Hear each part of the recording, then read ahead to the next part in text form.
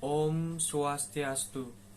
Kami dari kelompok 2 akan melakukan presentasi. Namun sebelum itu, perkenalkan dulu anggota kelompok kami.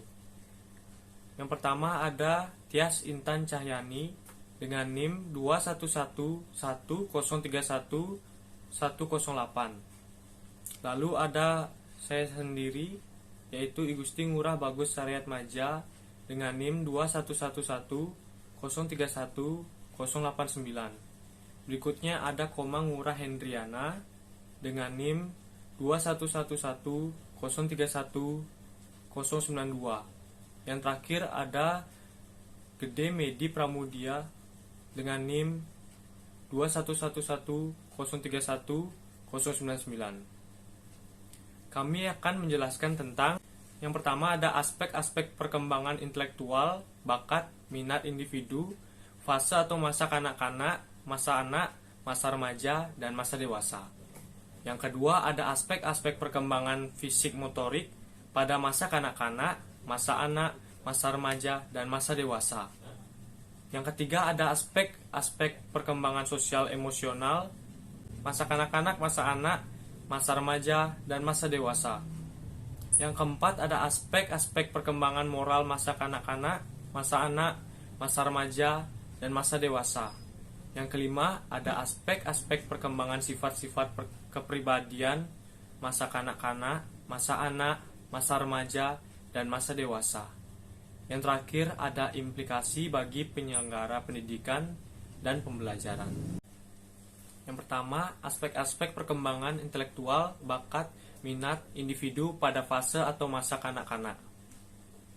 Selama tahap anak-anak, mereka hanya menyadari apa yang ada di depan mereka. Mereka fokus pada apa yang mereka lihat, apa yang mereka lakukan, dan interaksi fisik dengan lingkungan terdekat mereka. Karena mereka belum tahu bagaimana hal-hal bereaksi, mereka terus-menerus bereksperimen dengan kegiatan-kegiatan seperti mengguncang atau melempar barang-barang, memasukkan barang ke mulut mereka. Antara usia 7 dan 9 bulan, mereka mulai menyadari bahwa suatu objek ada, walaupun tidak dapat dilihat lagi. Tahapan ini adalah tanda bahwa memori berkembang. Mereka mencapai tahapan penting lainnya, yaitu perkembangan bahasa. Hal ini menandakan bahwa mereka sedang mengembangkan beberapa kemampuan simbolis. Berikutnya ada aspek-aspek perkembangan intelektual, bakat, minat individu pada fase masa anak. Selama tahap ini, anak-anak dapat memikirkan hal-hal secara simbolis. Penggunaan bahasa mereka menjadi lebih dewasa. Mereka juga mengembangkan ingatan dan imajinasi yang memungkinkan mereka untuk memahami perbedaan antara masa lalu dan masa depan, dan terlibat dalam khayalan. Tetapi pemikiran mereka didasarkan pada intuisi dan masih belum sepenuhnya logis. Mereka belum dapat memahami konsep yang lebih kompleks seperti sebab dan akibat, waktu, dan perbandingan. Lalu ada aspek-aspek perkembangan intelektual, bakat, minat individu pada fase atau masa remaja. Remaja dalam perkembangan intelektual biasanya berusia 11 tahun ke atas. Mereka mampu secara logis menggunakan simbolis yang terkait dengan konsep abstrak, seperti perhitungan aljabar dan sains. Remaja dapat memikirkan banyak variabel secara sistematis, merumuskan hipotesis, dan mempertimbangkan kemungkinan. Mereka juga dapat merenungkan hubungan dan konsep yang tidak terlihat seperti keadilan, toleransi, dan lain-lain. Berikutnya ada aspek-aspek perkembangan intelektual, bakat, minat individu pada fase atau masa dewasa. Biasanya sudah mampu berpikir logik tentang berbagai proporsi yang abstrak dan menguji hipotesis secara sistematis. Senang membahas dan membicarakan berbagai persoalan yang bersifat hipotetik, ideologi, dan yang akan terjadi pada masa yang akan datang atau masa depan. Untuk slide berikutnya akan dijelaskan oleh rekan saya. Om Swastiastu, perkenalkan nama saya Gede Medi Pramudia Di sini saya akan melanjutkan presentasi dari area manja. Aspek-aspek perkembangan fisik motorik pada masa kanak-kanak. Perkembangan fisik pada masa ini pada umumnya mulai kehilangan penampilan bayi, mulat, dan lebih langsing. Otot-otot perut mereka berkembang, pinggang mereka lebih ramping, dari segi badan, lengan, dan kaki juga semakin panjang. Selain itu juga terjadi perubahan atau peningkatan pada kemampuan anak pada masa kanak-kanak awal, yaitu kemampuan untuk berlari, melompat, dan cara bicaranya sudah mulai terdengar jelas. Aspek-aspek perkembangan fisik motorik pada masa anak. Perkembangan fisik meliputi berat badan, tinggi badan, dan lingkar kepala yang sesuai dengan ukuran anak seumuran. Memiliki motorik halus baik yang meliputi kemampuan mereka dalam menggunakan alat untuk ekspresi diri dan juga eksplorasi seperti menggunakan pensil, bermain dengan boneka, dan lain sebagainya. Selain itu, perkembangan motorik kasar pada anak meliputi mulai menyukai kegiatan olahraga. Contohnya pada anak laki-laki suka bermain sepak bola. Aspek-aspek perkembangan fisik motorik pada masa remaja. Remaja perempuan akan mengalami berbagai macam perubahan pada tubuh, mulai dari payudara yang tumbuh, bulu halus pada ketiak, dan area kemaluan, hingga terjadi menstruasi. Remaja laki-laki juga mengalami pertumbuhan bulu halus pada area ketiak dan kemaluan. Selain itu, pubertas juga membuat suara remaja laki-laki menjadi lebih berat.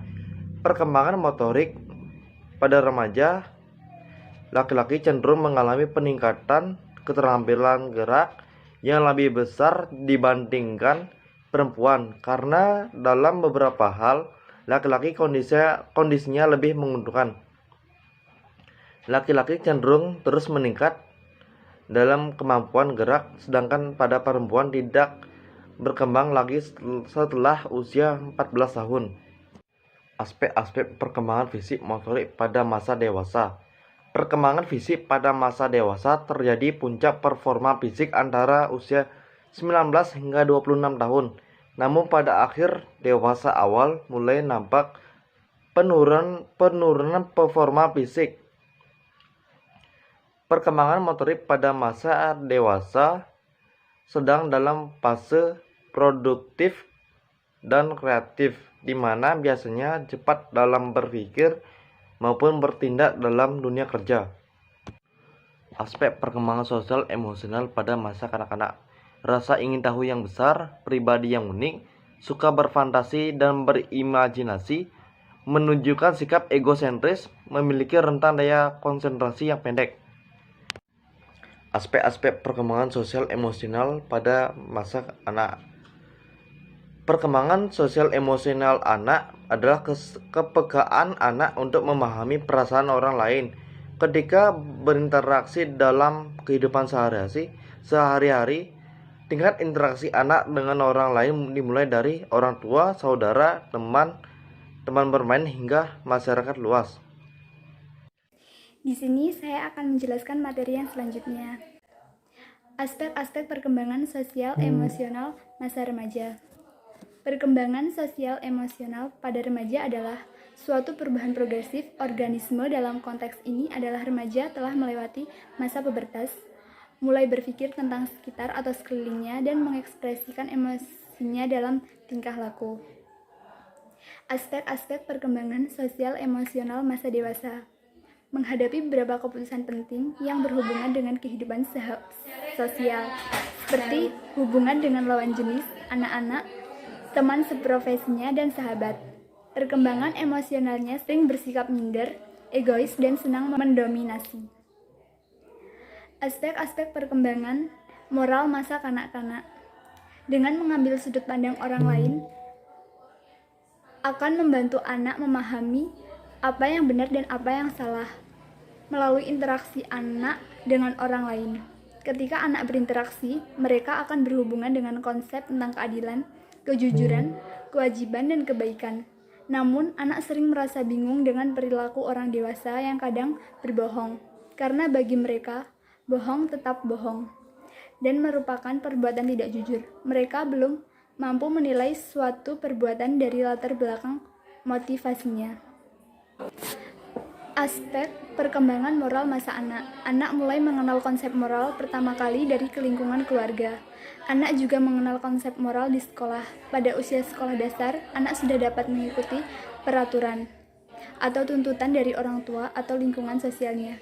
Pada akhir usia ini, anak sudah dapat memahami alasan yang mendasar suatu peraturan dan anak dapat mengasosiasikan setiap bentuk perilaku dengan konsep benar atau baik buruk. Aspek-aspek perkembangan moral masa remaja. Remaja sudah mengerti dengan adanya peraturan yang harus dipatuhi karena ada hukuman bila melanggarnya.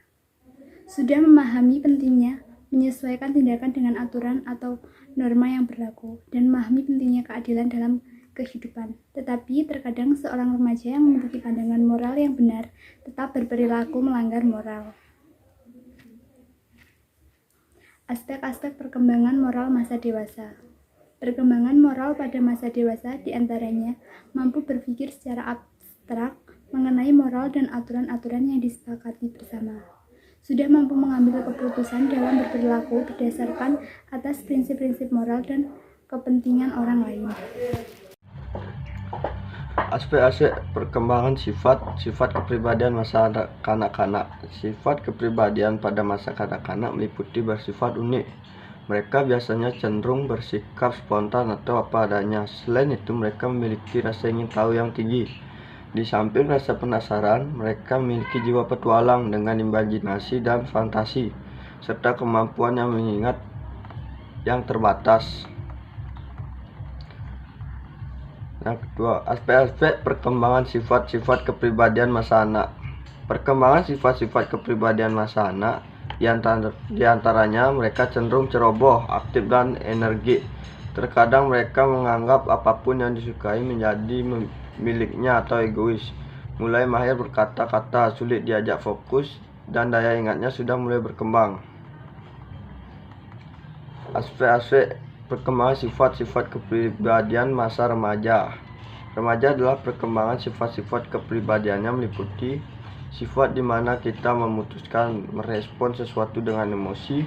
Dalam masa mencari jati dirinya, mereka terkesan labil. Mereka juga suka mencoba hal baru atau menarik. Selain itu, remaja mulai memiliki rasa ketertarikan terhadap lawan jenis. Namun, terkadang mereka merasa depresi. Aspek-aspek perkembangan sifat-sifat kepribadian masa dewasa. Pada masa dewasa, mereka sudah mampu mengendalikan emosi, memiliki rasa tanggung jawab atas tindakannya. Selain itu, rasa bersyukur sudah mulai tumbuh. Mereka juga memiliki rasa ingin tahu, namun artian luas, serta memiliki rasa simpati dan empati. Implikasi bagi penyelenggara pendidikan dan pembelajaran. 1. Para pendidik membutuhkan cara mengajar yang lebih terbuka. 2.